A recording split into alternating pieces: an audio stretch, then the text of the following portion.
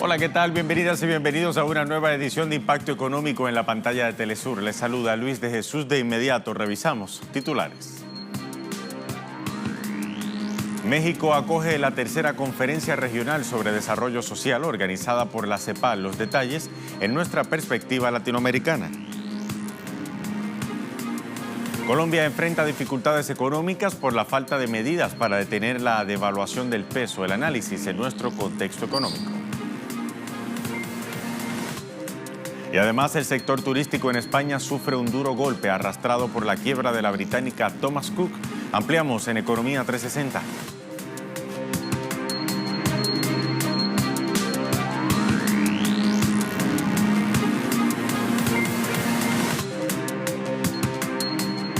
Iniciamos de inmediato. México acoge la tercera conferencia regional sobre desarrollo social organizada por la Comisión Económica para América Latina y el Caribe, la CEPAL.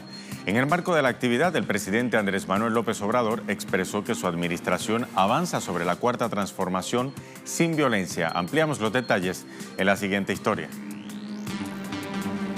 En conferencia de prensa, el mandatario mexicano Andrés Manuel López Obrador reiteró el compromiso de su gobierno sobre el combate de la corrupción y la impunidad para darle el impulso al desarrollo social y económico del país. El presidente mexicano dijo que se pueden atender las cosas con una política distinta a la que se aplicaba en el neoliberalismo. En la tercera conferencia regional sobre el desarrollo social participan 28 países de la región. Así, la secretaria ejecutiva de la CEPAL, Alicia Bárcena, detalló que hay una urgencia de sacar a 184 millones de latinoamericanos y caribeños de la pobreza. Según el organismo, se logró bajar la pobreza entre 2012 y 2015. Sin embargo, a la fecha hay 62 millones de personas en pobreza extrema. Por su parte, María Luisa Álvarez, secretaria del Bienestar y presidenta de la Conferencia Regional sobre Desarrollo Social, manifestó que es necesario realizar alianzas con países amigos para superar los principales retos de la región. El canciller mexicano, Marcelo Ebrard, reiteró que México está viendo el sur y quiere comprometerse con las causas activas de América Latina y el Caribe. En Costa Rica, taxistas anunciaron una nueva protesta para exigir la regulación de Uber. Los taxistas no se encuentran para nada satisfechos con el nuevo proyecto de ley que pretende erradicar el transporte, la modalidad de taxi. Por eso, el líder de la Unión de Taxistas Costarricenses, Rubén Vargas, anunció para este martes 8 de octubre una marcha pacífica hacia la Asamblea Legislativa. Los trabajadores del volante no respaldan los alcances planteados en el proyecto y si se aprueba, esperan que cada taxista se les garantice una indemnización de 20 millones de colones para cada uno por los perjuicios sufridos con la operación de Uber. Actualmente en Costa Rica existen 12.000 taxistas quienes viven de ese trabajo para sustentar entre 30 a 45.000 familiares. La economía de Paraguay registró una notable caída en el segundo trimestre de este año. Datos del Banco Central de Paraguay dan cuenta de que el Producto Interno Bruto del país sufrió una contracción de 3% entre abril y junio. Tal resultado es el peor de la última década y representa una recesión. Todos los sectores, con excepción de los servicios, experimentaron una reducción de sus niveles productivos, encabezados por la electricidad, el agua y las construcciones, ambos con un retroceso de 12%. Le siguen la agricultura y la ganadería y la industria. De acuerdo al medio paraguayo Última Hora, la última ocasión en que el PIB del país reportó una caída trimestral mayor fue en el periodo de abril a junio de 2009, con una variación de menos 3,5%. Ese año la economía terminó contrayéndose en un 0,3%. Hablamos ahora del gigante suramericano, Brasil. La producción industrial tuvo una caída de 2,3% en agosto pasado, arrastrada por la crisis económica en Argentina. Según el Instituto Brasileño de Geografía y Estadística, la principal caída fue en el sector automotriz y en la industria de confección, que retrocedió un 7,4% en el mes. En el acumulado de 2019, la industria continúa perdiendo ritmo de retroceso del 1,7%. En este octavo mes del año, la industria solo tuvo una alza del 0,8%, un resultado positivo luego de pérdidas consecutivas. Esta recuperación fue impulsada por la industria minera y por el aumento de hierro, petróleo y gas. También, según el Instituto Estadístico, la industria acumuló un incremento de 25,2% de mayo a agosto, tras el retroceso que sufrió en los primeros 3 meses del año por el colapso en enero de una presa de la gigante Vale, que dejó un saldo de 250 víctimas fatales.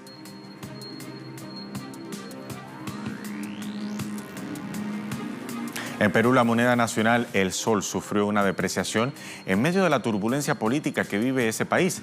Durante este martes, el sol, con una caída de 0,80% frente al alza global del dólar, luego de que el presidente Martín Vizcarra disolviera el Congreso.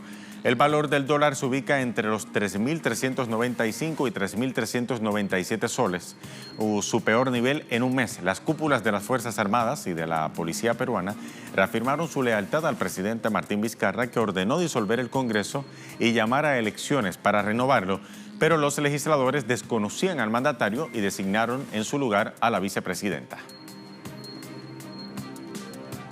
En el Cono Sur, Argentina, pilotos exigen una compensación salarial de 22 puntos porcentuales para ajustar la paritaria con respecto a la inflación anual antes del viernes. De lo contrario, amenazan con ir a un paro total de actividades de 48 horas. Vamos a revisar el portal argentino Página 12. El gremio aeronáutico alega que los directivos y el gobierno dañan las aerolíneas, las achican y endeudan con negocios y empresarias tercerizadas. El secretario general de la Asociación de Pilotos de Líneas Aéreas, Pablo Viró, sostuvo que las autoridades no tienen intención de llegar a un acuerdo y no han tenido respuestas ni de la empresa y menos del gobierno. Por eso, de no tener pronta contestación, se verán en la obligación de realizar un paro que afectaría a millones de pasajeros. Hacemos una primera pausa aquí en Impacto Económico. Al regreso hablamos de Colombia, los detalles sobre la economía de ese país suramericano a la vuelta. Ya venimos.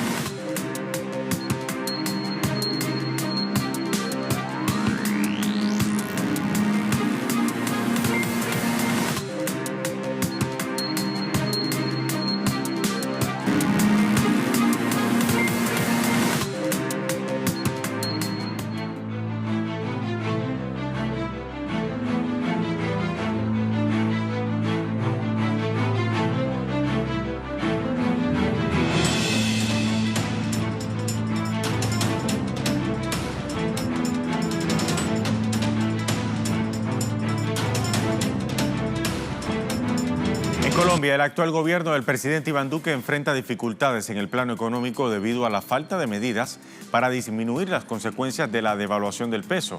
Así lo afirma la investigadora del CELAC, Julie Tiboya. El contexto internacional económico de incertidumbre propiciada por la guerra comercial de Estados Unidos afecta al peso colombiano, que en las últimas horas perdió espacio frente a la divisa estadounidense. Su valor oscila entre los 3.477 y los 3.496 pesos por dólares, un nivel que no se había visto desde febrero de 2016. El codirector del Banco de la República, José Antonio Ocampo, explicó que el alza de la divisa debería tener un efecto positivo sobre la balanza comercial, ya que es más rentable exportar y más caro importar. Por su parte, la directiva de la Sociedad de Agricultores subraya que el impacto más fuerte se va a sentir en los precios de alimentos importados, aproximadamente 14 millones de toneladas anualmente. Ahora, investigadores del Centro Estratégico de Latinoamérica de Geopolítica refieren que desde la década de los 90, Colombia ha defendido una política de apertura comercial caracterizada por bajas tasas impositivas a los bienes y servicios importados. La misma se afianza con el Tratado de Libre Comercio con Estados Unidos en 2012 y reafirmó la vocación del país como exportador de petróleo, café, carbón y ferroníquel.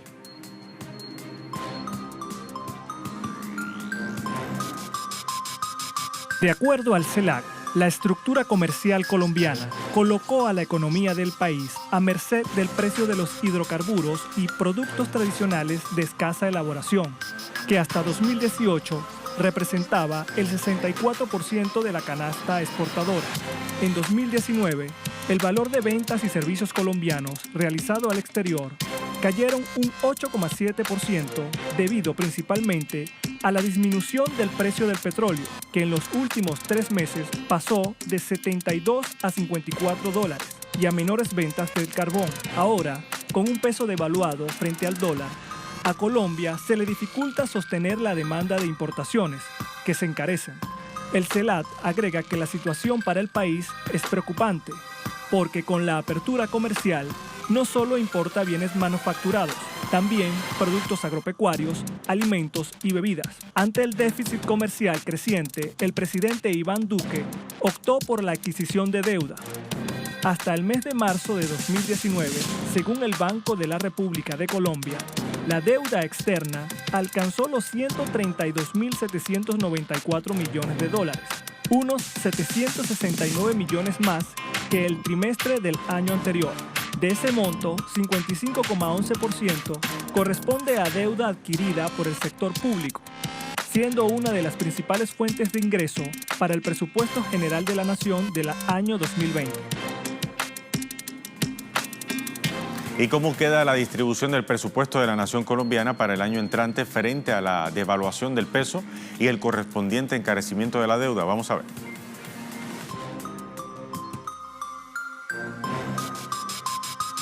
Una de las opciones planteadas por el Ministerio de Hacienda de Colombia busca afectar la distribución del presupuesto general de la Nación para actualizar los compromisos financieros con la nueva tasa de cambio. También se intenta aumentar el porcentaje destinado a la amortización de la deuda, afectando el rubro de inversión y de gastos de funcionamiento. Según el CELAC, el 85% del presupuesto de 2020 se destinará a gastos de funcionamiento del gobierno, 8,9% al pago de servicios financieros y solo 5,3% a inversión. Esto quiere decir que el gobierno adquiere deudas para mantener el aparato estatal y cumplir obligaciones financieras, lo cual contradice la promesa de campaña de Iván Duque de disminuir el gasto en funcionamiento y mejorar la capacidad productiva y económica del país. A este escenario hay que sumar los resultados de la denominada Ley de Financiamiento, que en un principio estaba destinada a beneficiar a los grandes capitales con exoneraciones y deducciones impositivas para aumentar la inversión y el empleo. Sin embargo, hasta el momento, dicho objetivo no se ha logrado, pues en lo que va de 2019, la cifra de ocupados se redujo en 60.000 personas y la de desocupados subió a 71.000, ubicando la tasa de paro en 10%. Asimismo, el CELAC estima que por cuenta de los beneficios tributarios otorgados a las empresas, en 2020 el país dejará de recaudar 9.546 millones de pesos que se suman a los 13,7 billones que actualmente se dejan de percibir por cuenta de anteriores reformas. En conclusión, de acuerdo a los indicadores analizados por el CELAC, los efectos de la devaluación de la moneda colombiana producen los siguientes efectos. Vamos a ver, las importaciones en Colombia aumentaron 5,8% con respecto al año 2018. El déficit comercial se disparó entre agosto y mayo, un 102%. El sector agropecuario tuvo un escaso aumento del 1,20% y el sector industrial de 1%, con lo que se corrobora que el gobierno de Iván Duque no ha aplicado medidas que disminuyan la afectación de la devaluación del peso y todo apunta a que habrá entonces consecuencias negativas en la calidad de vida de la población colombiana.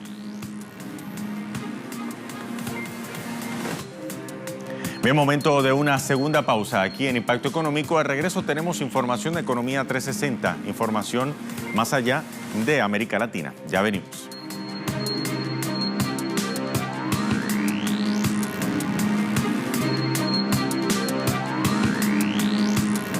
Momento de Economía 360, la quiebra de la aerolínea británica Thomas Cook provocará el cierre inmediato de cientos de hoteles en España. Juan Molas, el presidente de la Confederación Española de Hoteles y Alojamientos Turísticos, dijo que 500 hoteles van a cerrar de forma inmediata por la quiebra de Thomas Cook. 100 de ellos dependían en exclusiva del turoperador británico, mientras en los otros 400 el volumen de clientes oscilaba entre el 30 y el 70%. Molas agregó que los destinos más castigados en España son las Islas Canarias y Baleares, con un 40% de los hoteles afectados. Para paliar esa situación, la patronal ha diseñado un plan de choque que va a presentar a la ministra de Industria, Comercio y Turismo, Reyes Maroto, en el próximo Consejo Español de Turismo previsto para el 7 de octubre.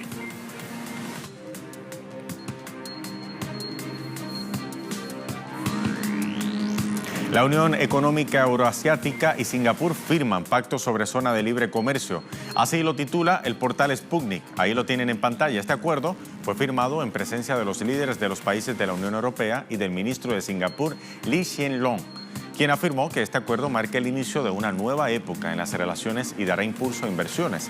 Mientras que la ministra de Economía de la Euroasiática, Verónica Nikishina, reveló que la zona libre se aplicará en artículos, servicios e inversiones y espera seguir creando lazos de libre comercio con otros países. Para finalizar, en el acto se aprovechó para firmar el convenio marco sobre una amplia cooperación económica entre ambos. Y además, el puerto de Roscoff en Francia se prepara para un Brexit sin acuerdo. En la terminal de transbordadores de los servicios de aduanas están probando un sistema diseñado para garantizar la fluidez del tráfico. Los detalles en la siguiente historia. Las autoridades de aduanas francesas están probando en el puerto de Roscoff un sistema diseñado para garantizar la fluidez del tráfico. El objetivo es evitar un bloqueo de mercancías o largas colas, después del 31 de octubre, fecha en que el Reino Unido podría abandonar la Unión Europea. El nuevo esquema prevé el establecimiento de una frontera inteligente que une las placas de registro de camiones con documentos de envíos, completados en línea por los exportadores. El objetivo es asegurar que después del 31 de octubre no se bloqueen vehículos pesados, como estamos viendo esta mañana, ya que habrán trámites adicionales. Por lo tanto, aprovechamos el tiempo de cruce para anticipar quiénes son nuestros objetivos y poder dirigir el flujo de tráfico a la llegada, ya sea en la línea verde para todos aquellos que no tienen que realizar ningún control o en la línea naranja cuando hay que realizar controles. Pueden ser controles aduaneros para verificar que no hay productos prohibidos a bordo o controles fitosanitarios. Y en estos casos, los vehículos pesados se dirigen al área correspondiente.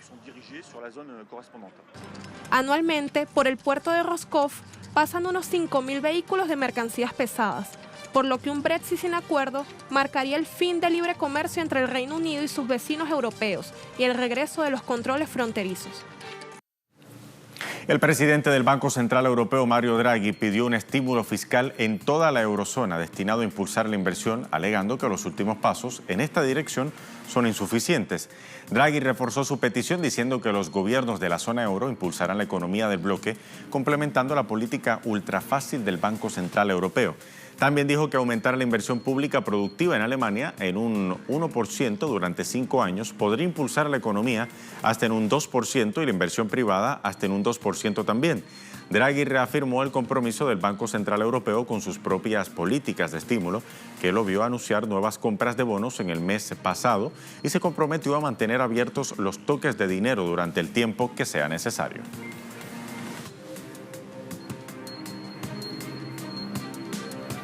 Bien, vamos a ver otras informaciones. Tenemos también información referente a Asia, porque el crecimiento, la Organización Mundial del Comercio rebajó más de la mitad su previsión de crecimiento en el comercio mundial de 2019. Su pronóstico de abril lo situaba en 2,6, pero no será así. El volumen del comercio mundial solo va a crecer en un 2,2%.